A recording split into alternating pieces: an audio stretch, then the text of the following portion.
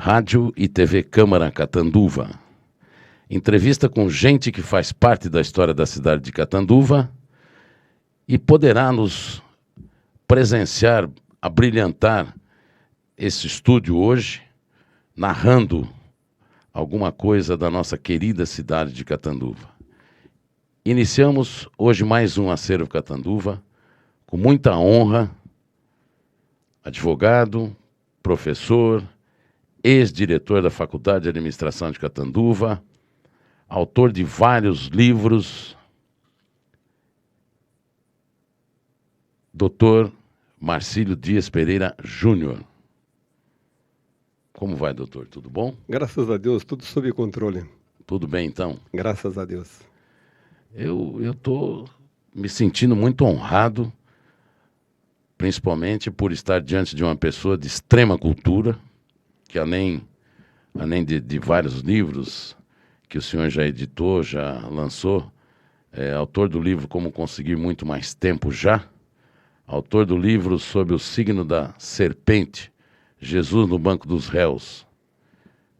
Outro livro foi Administração do Tempo, Todos os Segredos. O senhor também foi presidente da Ordem dos Advogados do Brasil por 5 gestões. Presidente do Lions Internacional, por 2 gestões não consecutivas. Autor do livro Conspiração e diretor da Escola Superior de Advocacia da OAB em Catanduva em 2005. E vereador em Catanduva na gestão, no mandato de 2001 a 2004. Isso. E eu estava lendo um pouco dessa história, achei interessante. Depois, evidentemente, o senhor vai nos contar. O senhor sempre morou em Catanduva? Não. Morei parte da minha vida em Jaboticabal, cidade onde nasci. Aliás, ali namorei, estudei,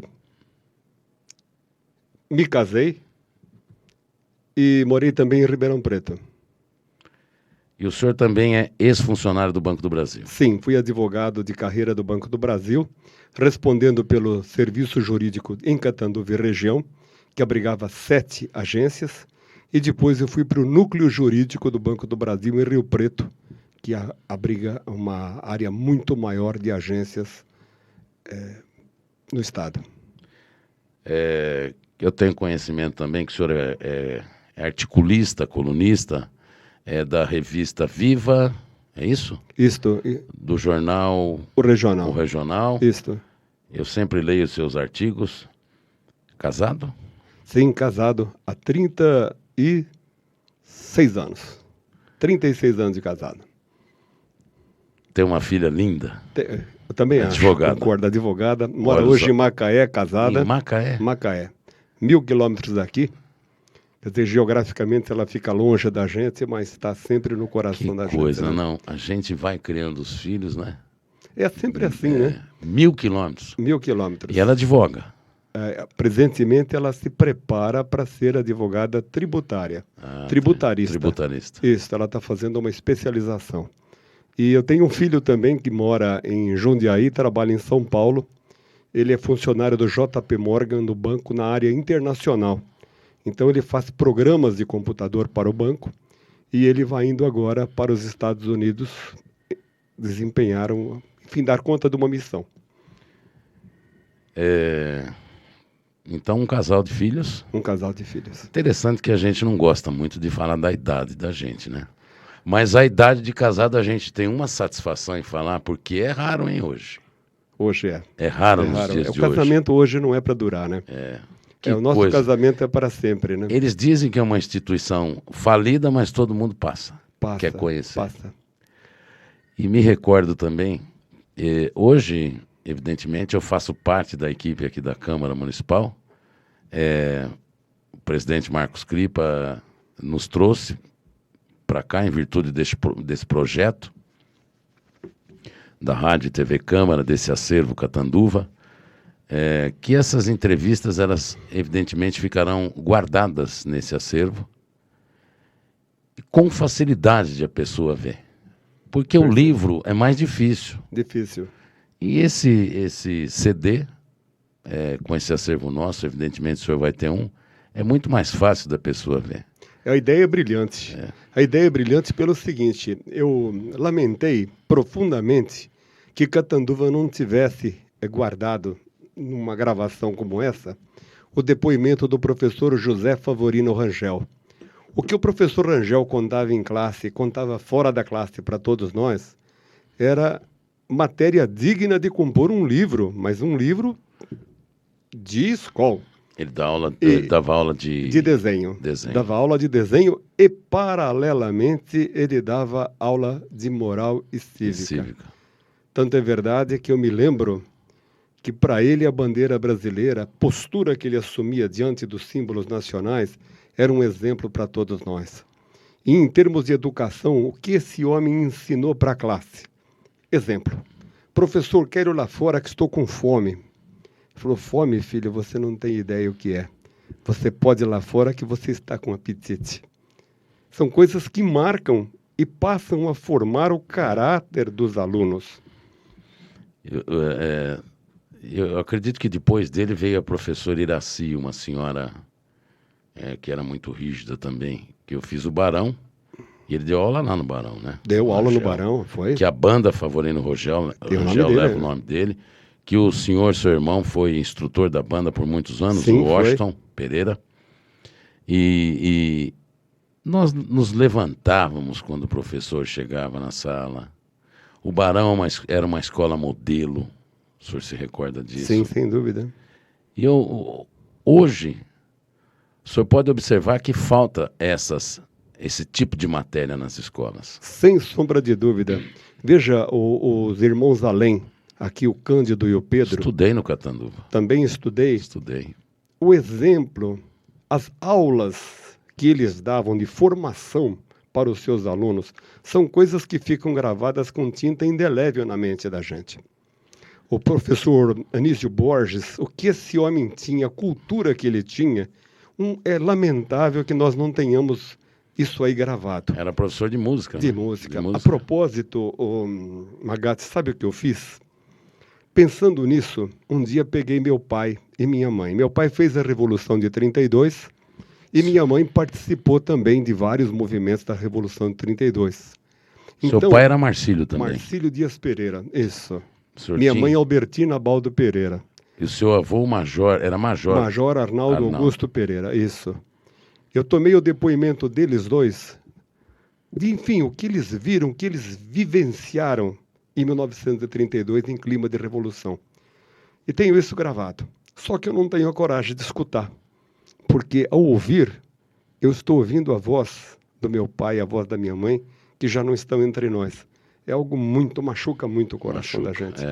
Mas nada obstante, o nosso amigo Leci Pinotti me ajudou a fazer um volume chamado Frente Leste, um depoimento sobre 32, 50 anos depois. Então, o depoimento do meu pai e da minha mãe estão nessa publicação.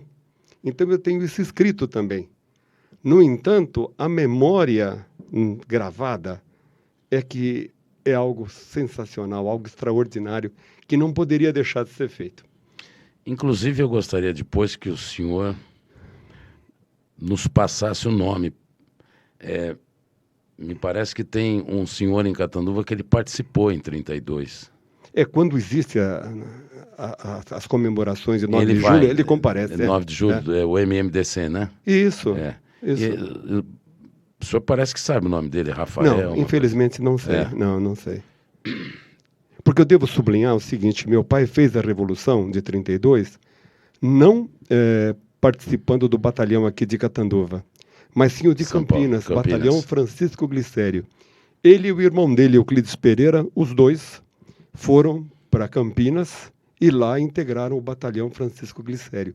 Então o relacionamento do meu pai com ex-combatentes, essa coisa toda, é toda a gente desse batalhão, embora alguns de Catanduva tivessem ido com ele também.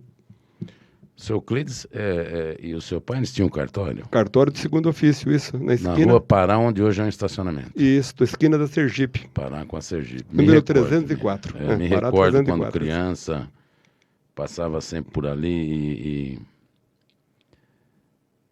e interessante, eu estava lendo alguma coisa a seu respeito, não é que Você está dizendo que o seu pai e o seu avô eram serventuários da justiça, né? E eles falavam na mesa das refeições, muito em processos, audiências, personagens do fórum. Foi assim que o senhor tomou o gosto por direito? Foi, sem sombra de dúvida, porque a gente almoçava e jantava processo em casa. É isso. Falando em... Meu avô, quando eu nasci, meu avô já era viúvo. Então ele tomava refeições em casa. Embora ele morasse num prédio vizinho, ele tomava refeições em casa. E nessas refeições, a conversa não era outra. O meu avô, fundador da comarca, ele fundou aqui, foi um dos fundadores da comarca, e ele foi o primeiro titular do segundo cartório de notas e ofício de justiça, o segundo tabelionato, instalado exatamente onde você mencionou. Ali na esquina. Isso, na esquina. É interessante, eu era mais ou menos criança, mas eu ia no clube de tênis e passava, evidentemente, Era o caminho de todos nós, né? sempre em frente ao cartório, né? Sempre. E eu também tem outra coisa que me marcou, inclusive quando o senhor era vereador e o senhor usava a tribuna, a sua oratória era impecável. Oh. Isso é em virtude do direito que lhe deu essa... Eu penso que o senhor sim. deve ler muito, né? Leio bastante, mas essa questão de oratória, você é locutor, você vive da voz. Você sabe que isso implica em permanente trabalho. Treinamento. Então, o que ocorre? Como eu represento pessoas, eu não posso chegar num lugar e ter uma conduta que o meu cliente ou que o observador possa censurar. Chegar e falar, nossa, ele não pronuncia os R's finais, ou ele não faz a concordância correta. Isso é complicado. Então você precisa cuidar disso para se queimar o mínimo possível, né? E o senhor, eu estava lendo aqui das suas atividades profissionais, várias por sinal. Quais atividades o senhor exerceu e que mais lhe fascinou nesse tempo de vida seu profissionalmente? Sem dúvida foi a advocacia, viu? A advocacia sua área é civil. Isso. A advocacia é fascinante, gente. É fascinante. Então você observa que uma pessoa tem um problema, sofre em razão disso, e o simples fato de saber que você pode melhorar essa situação, que você pode retirar a pessoa desse quadro, desse contexto, é altamente gratificante. Não há dinheiro que pague isso. O seu escritório fica na Rua Pará, quase com a Manaus. Isso. Do lado direito. A penúltima casa à direita, isso. Então, o senhor está em pleno exercício da função. Graças a Deus. Graças a Deus. Quer dizer, pretendo continuar até meu último dia de vida, se Deus quiser. Mas o senhor gosta do direito? Gosto. E mais, aposentar-me jamais. Posso receber aposentadoria, mas me aposentar não. Né? Eu estou pensando seriamente, viu? Falar. Inclusive minha esposa diz assim, quem que vai te aguentar em casa aposentado? Mas, Wanda, hoje o homem, ele se aposenta pelo seu direito do tempo que ele tem, não é? Porque você também tem os seus benefícios. Então você tem que usufruir dele. Claro. Mas evidentemente que hoje a gente continua trabalhando, você arruma outra atividade para fazer, inclusive remunerada, não é? Porque o aposentado... Hoje não tem mais esse negócio de idade. O senhor vê que grandes empresas estão contratando pessoas com 50, 55 anos de idade. Magatti, fala uma coisa. É normal um sujeito, digamos, com 55, 60 anos, tendo adquirido toda a bagagem de conhecimento que recebeu, se dá o luxo de não agir em função desse conhecimento para a sociedade? Esse é um aspecto. Então você pega um jurista. A vida toda ele estudou aquele contingente enorme de conhecimentos que ele leva com ele. De repente ele fala agora, a partir de agora eu vou pescar. Joga tudo isso fora. Ele não tem oportunidades, porque decidiu parar, de passar socorro com base no seu conhecimento para outras pessoas. A sua sabedoria toda, né? Não é verdade? E depois tem esse aspecto que você falou. Você imagina, você sai todo dia para trabalhar. Aí, ao se aposentar, chega em casa, você não tem o que fazer, você vai começar a examinar, olha, a mulher, a empregada não tirou o pó Os direito da toque, mesa. a Pronto, neurose. pronto. A partir daí está complicado. É. Observe que o mundo hoje não tem tempo. O aposentado tem tempo. Então, o aposentado ele vai se encontrar com um amigo.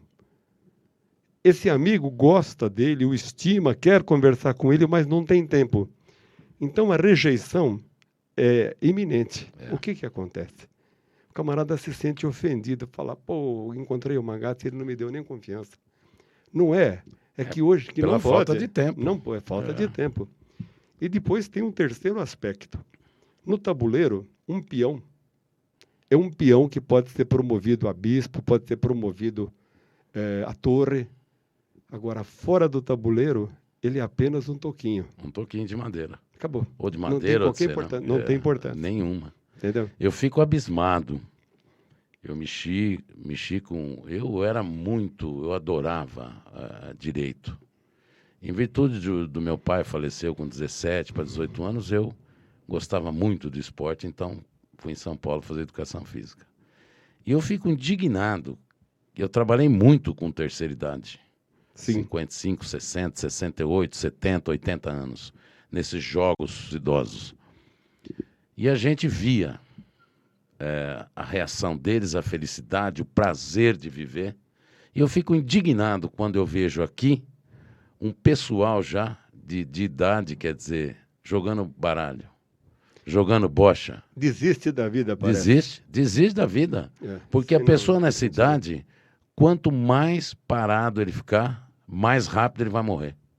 Sem então dúvida. Fica sentado 8, 10 horas por dia jogando truco. Sem dúvida. Chega em casa, é aquilo que o senhor falou, começa a procurar defeito. Hoje em dia os tempos mudaram, é o que o senhor está dizendo. Nós não temos mais tempo, nós não queremos ser inútil. Isso aí. Não é? Sem dúvida. E é por isso que o senhor vê, o senhor conhece Catanduva, apesar de ter vindo de Jaboticabal. O senhor acha que Catanduva mudou muito? Sim. O senhor veio para cá com quantos anos? Eu vim para cá, note bem, colocando as coisas nos seus devidos lugares. Quando eu terminei o colegial, aliás, quando eu terminei o ginásio em Catanduva, eu tinha 15 anos. 14 para 15 anos. Terminei a antiga 4ª série. Aí meu pai, conversando com os irmãos além, chegou à conclusão de que o melhor colegial que existia, no caso era o científico, era no Instituto de Educação Aurélio Arrobas Martins, em Jaboticabal. E para lá eu fui. Tanto é verdade que ali nós começamos em 100 alunos em 2 classes e terminamos em 33 alunos, pouco mais do que meia classe.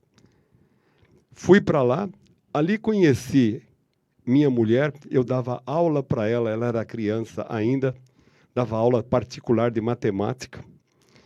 Depois disso, fiz o serviço militar também em Jaboticabal, aí fui para a faculdade em Ribeirão Preto, e depois da faculdade é que eu retornei para Catanduva. Mas sua origem toda é daqui. É daqui. Meu pai, minha mãe. O senhor saiu em virtude de estudo. Jaboticabal, inclusive, é uma cidade que não é tão grande e tem Unesp há muitos anos. Não é? Tem agronomia, tem veterinária, tem... É uma cidade... O senhor está exercendo a profissão de direito, o senhor não se interessou mais em disputar política? Não pelo seguinte... Tornar um vereador novamente? Não. Sabe o que ocorre? Eu me candidatei com a minha atenção focada no seguinte: acho que todo cidadão tem que sair da sua comodidade profissional, da sua comodidade pessoal e desempenhar uma atividade que beneficie a comunidade. Foi assim que eu fui para o Lions Club, foi assim que eu fui para a maçonaria, foi assim que eu vim para a Câmara. Quando eu vim para cá, eu entrei com 600 e poucos votos. Me candidatei à reeleição. Tive 984 votos. Uma quantidade insuficiente, porque a coligação a que eu pertencia dependia de coisa de 3.000 votos para eleger um vereador. E eu era o candidato único ali. Então não foi possível. Então foi assim que a política me abandonou. E não fui eu que abandonei a política. Ah, perfeito. Foi o problema de É. soma de votos, coligação. Isso, coligação. O que acontece até hoje isso aí na política é complicado. E aí a pessoa, com o tempo, também vai se desinteressando, né? Começa a ficar longe, distante, né, da Sem política. dúvida, É difícil. sem dúvida. E depois, se você tem que deixar oportunidade para outras pessoas, tem que haver renovação. Aliás, eu sou inimigo figadal do político profissional. Eu acho que o sujeito tem que vir, ser prefeito, ser vereador, ser governador e voltar à sua antiga profissão, e ser médico, advogado, comerciante, o que quer que seja. Né? Dar oportunidade para outros, Isso.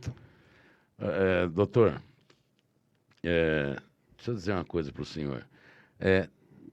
Como o senhor encontra tempo para ir escrevendo esses livros? Que eu estou para escrever um livro, eu já tenho tudo e não consigo montar, não sei, organizar. O difícil é organizar. Sabe o que ocorre? Olha, o ponto de partida que eu aprendi num livro de Launa Uften, chama Ponte de Luz, é um autor hindu. Você tem que aprender, a primeira coisa que você tem que aprender é a se concentrar. Parece fácil. Ah, não é não. Mas a lição é simples. Não é fácil, mas ela é simples. Você tem que deitar e prestar atenção na sua respiração. Se seu pensamento navegar à deriva, vá buscá-lo, traga-o de volta, preste atenção na respiração. Depois de algumas vezes que você fizer isso, o que vai acontecer? Você vai ser capaz de concentrar sua atenção exclusivamente na sua respiração. A partir daí, onde você focar, você tem condições de se concentrar. De tal sorte que eu, trabalhando no meu computador, pode soltar uma bomba aqui do lado que não me atrapalha, não. Pode ligar um rádio aqui do lado que não me atrapalha, porque eu estou concentrado naquilo. Saltando desse capítulo aí para a questão do livro, é pura e simples isso que eu faço. Sento e digo, agora eu vou escrever. Não tem cafezinho, não tem telefone, não tem uma espiada na televisão, não. Estou ali e ali fico, entendeu? O senhor passa horas. Horas. Ou, então, eu determino, por exemplo, coloco o despertador para tocar, dentro de 1 hora, dentro de 1h30, e ali fica. E é assim que eu jogo xadrez com o computador também. Porque se bobear, você vai à noite jogando xadrez, né? É interessante. O senhor está dizendo o seguinte, né? Só o ar é de seriedade, não é isso? Impossível hoje viver em paz e em segurança. A criminalidade no Brasil jamais atingiu índices tão elevados. Os criminosos já não escolhem bolso, vítima, dia, local e hora para atuar. E é interessante o que o senhor está dizendo também dos jornais, né? Só rádio, televisão, a imprensa escrita, não é? E o senhor faz uma comparação, uma diferença brutal aqui. Nos Estados Unidos, o Mike Tyson, o riquíssimo, foi condenado e não pôde pôr o nariz fora das grades por um só momento antes de cumprir sua pena. No Brasil, o clima de impunidade, campo fértil para a delinquência. Reina um crime, né? E aí come. Quer dizer, é aquilo que a gente estava dizendo, mais ou menos, num determinado instante. Falta as matérias de moral cívica, falta o aspecto social, falta a educação. Não importa quantos anos tem a cidade. Importa, às vezes, que a gente está parado num determinado local e vem vindo alguns indivíduos, você fecha, tranca o carro, porque você não sabe o que vem vindo. O que o senhor quis dizer com isso, essa comparação? Na verdade, eu acho que o que está aí é o retrato daquilo que você vê na vida. Você observa que, neste país, a criminalidade não tem restrições. As nossas penas são penas, assim, levíssimas. São penas que não têm o peso necessário para você chegar para o sujeito e dizer, ó, se você não tem pique para cumprir uma pena, não cometa o crime, porque a barra vai ser pesada. Para você ter uma ideia, eu tenho um caso no escritório que eu utilizei até numa palestra. Eu fui convidado para falar na maçonaria em Pindorama, na loja de Pindorama, na ocasião em que eles pretendiam mudar a idade de responsabilidade penal. Não adianta. Por que mudar? 16 anos. Isso. Mas por que mudar? O cidadão pegou um trator, tenho a cópia do processo comigo, um trator, colocou uma carreta atrás, colocou a sua família nessa carreta, foi no lusco-fusco em direção a Itajubi, bateu de frente com um Monza, envolveu um caminhão, matou a mulher, matou uma filha e matou uma amiga da filha. E a pena que essa criatura responde, você sabe qual é? Por que pena responde? Ela comparece à delegacia, ao fórum. Não. Assina uma fichinha. Todo dia? Não. A cada 3 meses ele comparece e assina durante um determinado período essa fichinha.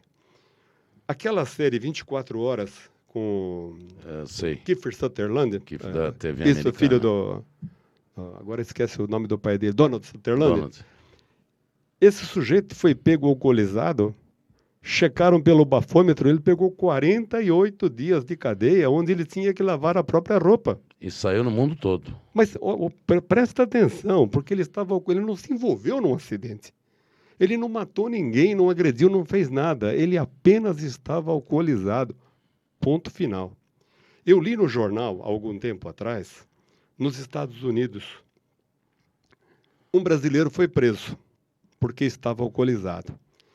Diante do juiz do serviço de plantão, ele falou: doutor, eram 4 horas da manhã, não tinha mais ninguém na pista. Eu estava correndo, eu estava em excesso de velocidade, mas estava dirigindo com segurança. Eu sou de boa família no Brasil e, com esse discurso, ele tentou fazer a sua defesa.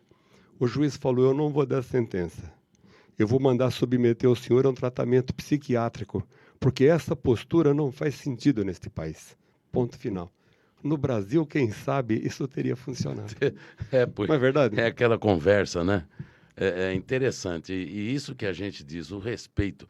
Hoje, se você começar a dar uma aula não, conversar, explicar para os jovens algumas coisas pela experiência de vida, pela sabedoria, para enriquecer um pouco o conhecimento deles, eles não ouvem. É interessante, eles acham que a gente deixa para lá, está falando muito, já está ficando meio caduco. E outros países, eles levam muito a sério. Os orientais levam a sério a sabedoria. Eles são mais ou menos rígidos nas regras. Observe o seguinte.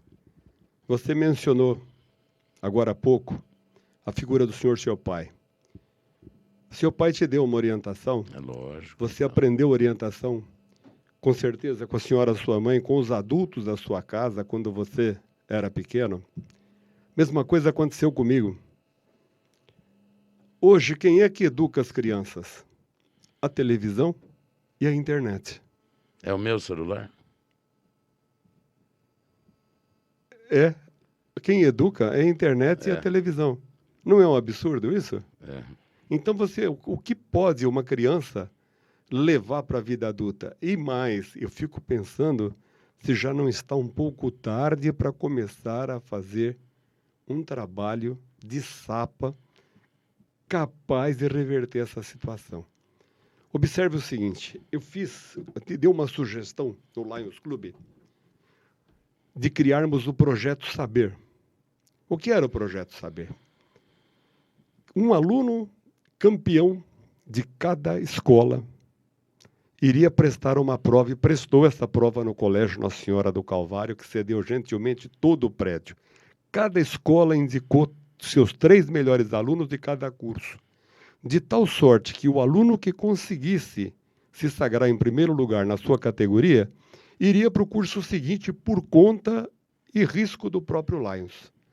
Então, se ele, ao terminar o colegial, quisesse fazer medicina, o Lions bancava.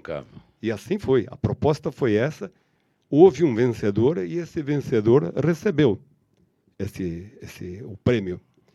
Paralelamente, empresas de Catanduva, no afã de participar do evento, doaram bolsas de estudos para computadores, para pintura, bolsa de estudos para inglês, para aprender alemão, para aprender espanhol, prêmios tipo aparelho, computador, impressora e tudo mais. O pessoal do Lions trabalhou magnificamente para esse resultado. Qual era o nosso propósito? Não era só fazer um torneio especial, não. Era poder invadir as escolas com ideias para um trabalho de fazer do aluno um cidadão de verdade. Levar, por exemplo, palestrantes, médicos, advogados, fazerem depoimentos sobre as suas respectivas profissões, coisas desse tipo. Houve uma segunda temporada do Projeto Saber? Não houve, porque houve conspiração, houve sabotagem. Para terminar com o projeto. E terminou. Deus do céu, houve quem reclamasse expressamente, dizer o seguinte, nós temos que desembolsar R$500 por mês para o primeiro colocado. Aliás, foi uma moça de Pindorama a primeira colocada. Deus do céu, se o Lions Club, com a sua garra de fazer campanha, com um contingente de 25, 30 membros, não pode desembolsar R$20 cada um, ou levantar essa importância numa promoção, numa campanha, pode fechar as portas, pô. E, no entanto, o que houve? Sabotagem. Infelizmente, eu vejo com tristeza que ninguém absolutamente está se levantando para resgatar os valores dessa pátria. Não está, não há ninguém. O que a gente vê, e que nós não temos em Catanduva, graças a Deus, mas tem ainda. Esse Jardim Eldorado ainda é considerado, ou bem ou mal, é uma favela. Não é porque é um bairro periférico de periculosidade também, que você não vai lá com o teu carro, ninguém...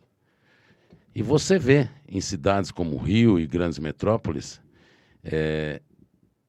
empresas americanas de grande porte que investem em processos educativos ou projetos educativos. Então, por quê, né? Por que não essas empresas que ganham muito dinheiro não investem nisso? Eu estava vendo uma matéria ontem, numa cidade mas tão distante, me recordo se é na Bahia, em Alagoas, 2 voluntários lá formando uma escolinha de futebol e as crianças extremamente contentes, porque participavam disso. O senhor pode observar que Catanduva, o senhor faz uma comparação, o senhor acha que mudou muito? O senhor chegou a nadar no Rio, não? Sim, sem dúvida. O senhor frequentou aquela parte da José Formigão? Nelson? Formigão, claro. Formiguinha. Outro dia eu estava dizendo que a gente tomava água do rio, que a gente mergulhava no Formigão. Quando dava enchente, vinha nadando de lá até aqui embaixo. Nossa, eu nadava aqui no Parque das Américas, quadra de enchente. Exatamente. Jogava futebol no Parque da Sema, tinha um campinho lá, outro campinho na São Paulo, outro campinho.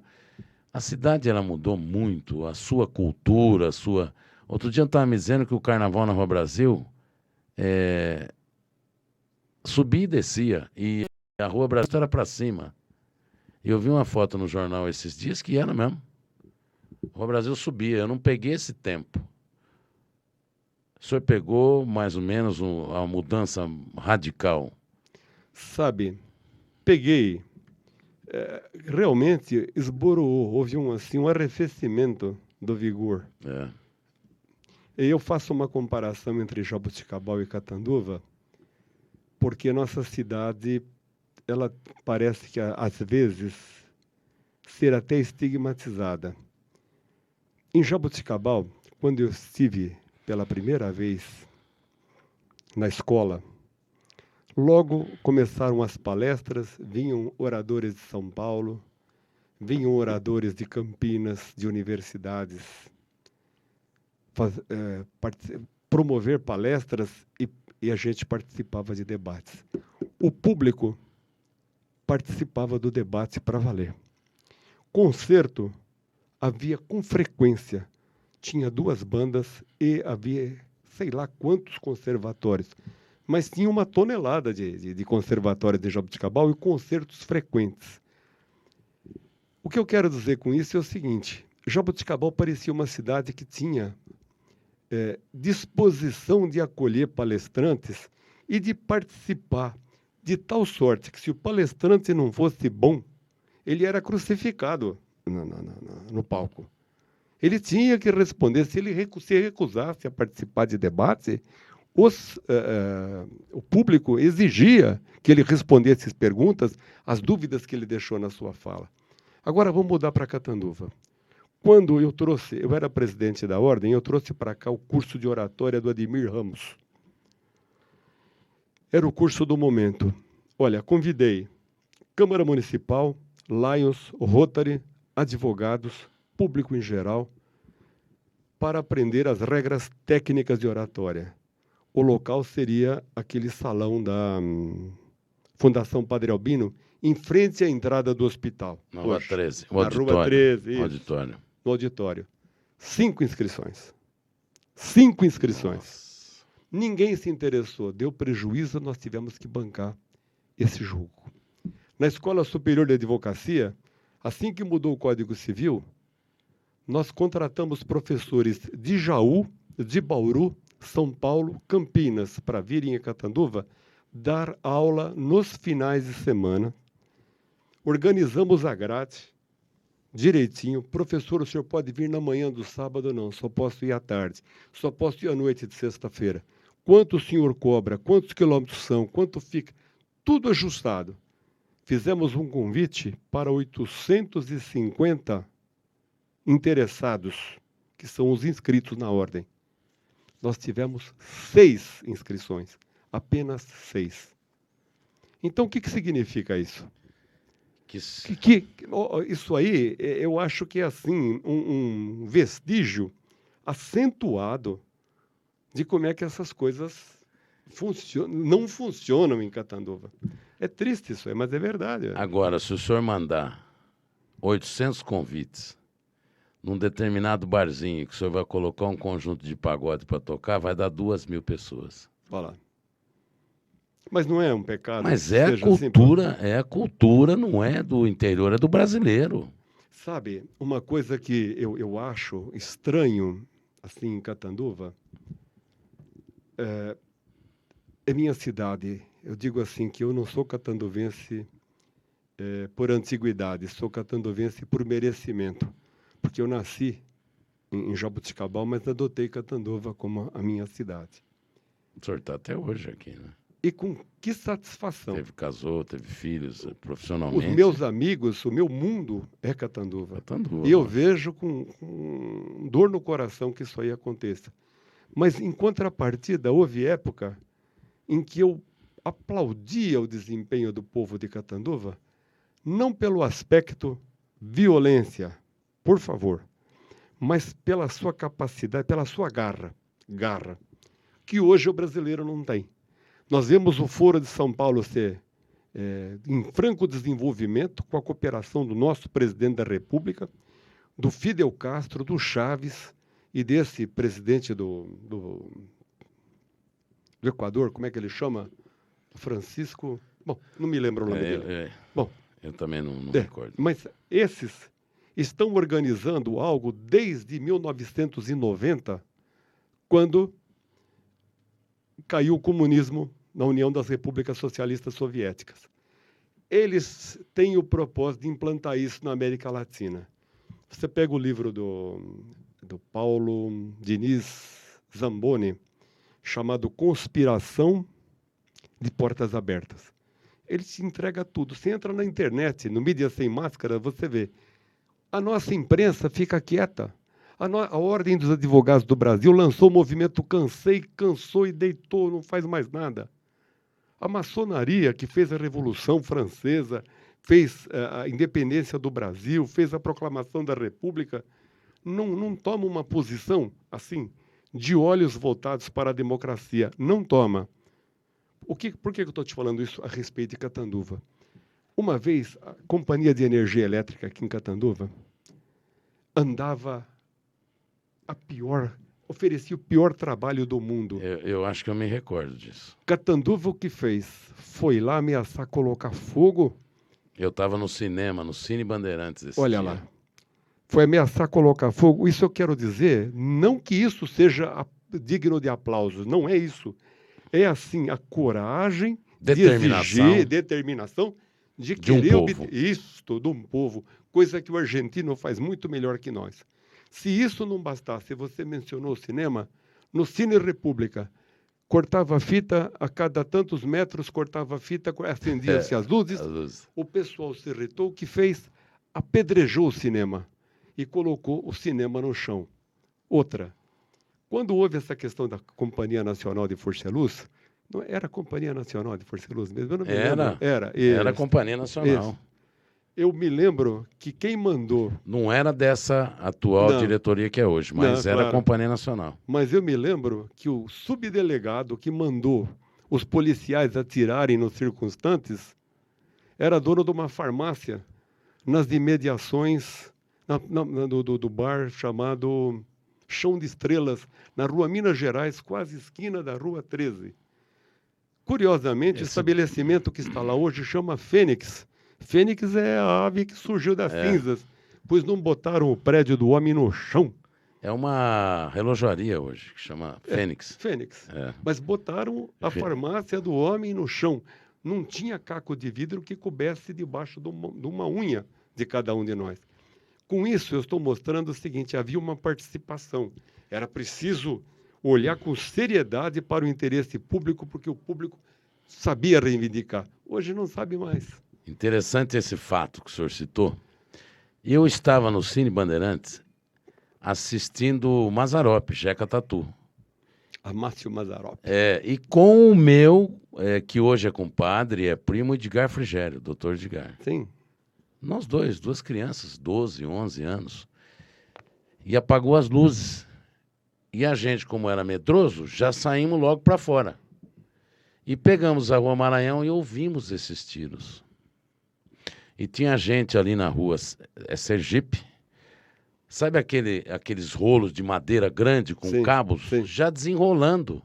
Olha lá. E estavam dizendo, vão atear fogo lá. Parece-me que tinha óleo, tinha combustível. Tinha gás, qualquer coisa assim, combustível, isso aí. É onde funciona exatamente hoje a Secretaria Municipal de Saúde e aquela loja Nova Magazine. O cartório do meu pai era na esquina. Na esquina. Aí disseram que não houve tiro, que os tiros foram de festim. Houve. Mas meu pai chamou os repórteres e mostrou onde os tiros acertaram no prédio do cartório. A cremona do cartório foi arrebentada por um tiro de fuzil. Havia processos que tinha bala, o chumbo. E fuzil mesmo, era fuzil. E hoje, o Edgar, que estava comigo aquele dia, é o superintendente da Rede Nacional. Olha lá. O doutor Edgar Frigério é o superintendente. E parece-me que na época existia a família Marabá antiga, que tinha um bar na Rua Brasil. Era a família Marcos. Marcos. O Marabá era apelido, era o bar que era Marabá. Eu era o bar. Que o Chico Marabá, o Carlito, parece-me que ele estava envolvido nisso. Olha lá. Nessa confusão toda. É um tempo que a gente era jovem, mas não era audacioso, né? Nós éramos um tanto quanto medrosos. Já éramos conservadores. Conservadores, o interior. Mas o senhor disse uma coisa, para a gente, esse papo tão agradável, o senhor é uma pessoa extremamente culta. Para a gente finalizar, eu gostaria até de colocar que falta o que o senhor disse. O brasileiro falta. O brasileiro, na minha concepção, falta religiosidade, falta conhecimento político, falta leitura de livros. É um povo que não está preocupado, não tem garra, não tem determinação. O brasileiro parece-me que ele vive a etapa do ano em função de Campeonato Brasileiro, não é? Quando é a Copa do Mundo, quando é o período do Carnaval e quando o povo que não tem a determinação. Quando vai jogar Brasil e Argentina, pesa o quê? A garra de um povo que sofreu, um povo que lutou, um povo que foi para a Guerra das Malvinas, Eu não sei, eu sinto isso. É uma pena, viu? E eu sinto que em Catanduva, às vezes, eu sinto que falta uma certa garra para que a cidade se posicione dentro do estado de São Paulo. É uma pena que isso seja assim, mas esse é um fato, gente. Esse é um fato. Eu acho que alguma coisa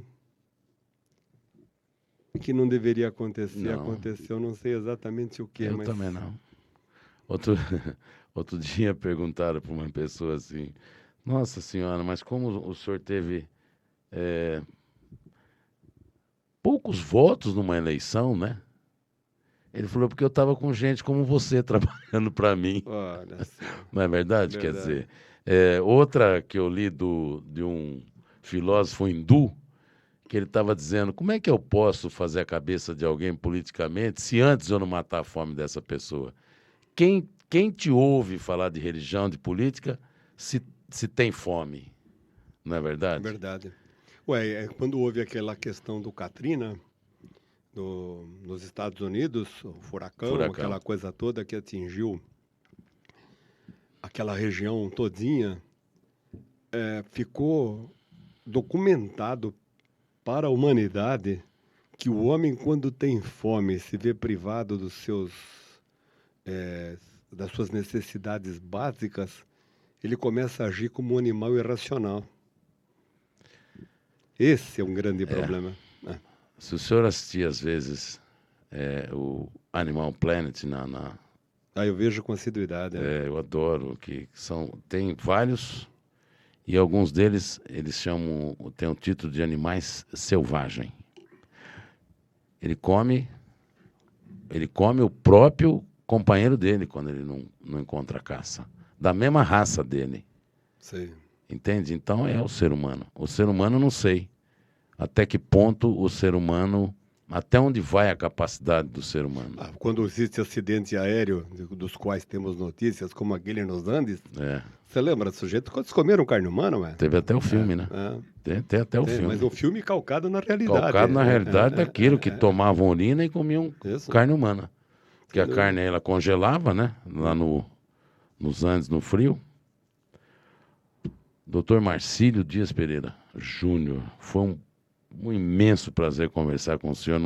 Eu nunca tinha batido um papo assim tão agradável com o senhor. Fico contente. Mas eu sempre admirei muito o senhor na sua capacidade de se colocar como orador, como suas crônicas eu leio constantemente, são sábias, profundas, não é? E como advogado também, admiro muito o senhor, que o senhor é uma pessoa com uma postura invejável. Acho que muitos profissionais deveriam se espelhar no senhor, que o senhor é uma pessoa extremamente... tem uma postura... Muita gentileza da sua parte. O senhor tem uma postura muito digna, muito correta, uma pessoa que eu tenho uma profunda admiração. Eu agradeço de coração. E agora, as suas considerações, o que mais marcou a sua vida aqui em Catanduva, o que o senhor pode dizer para nós desse acervo, se a gente está no caminho certo, porque a Câmara, o Legislativo é do povo, né?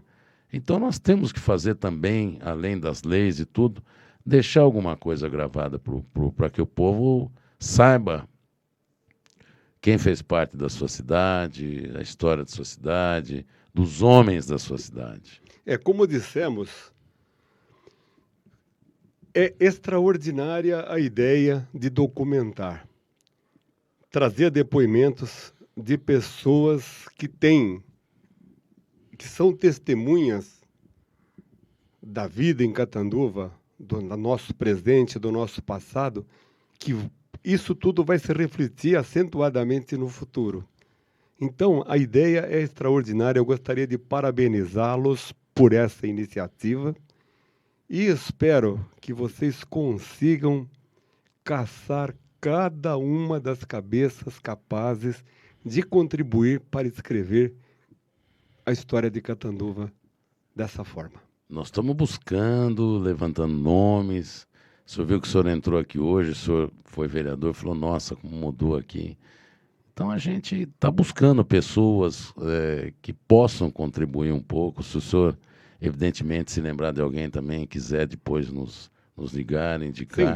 Sem dúvida, farei isso com prazer, viu? A gente fica muito grato e nós nos sentimos muito honrados em entrevistá-lo. A honra é inteira minha. Fico satisfeitíssimo em ter tido esta oportunidade única de participar de um evento como este, de modo a que ele fique documentado para amanhã.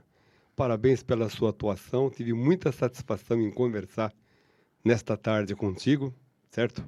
Aprecio o seu trabalho, a sua maneira de ser, a maneira com que polidamente você conduz todos os assuntos. Parabéns e obrigado.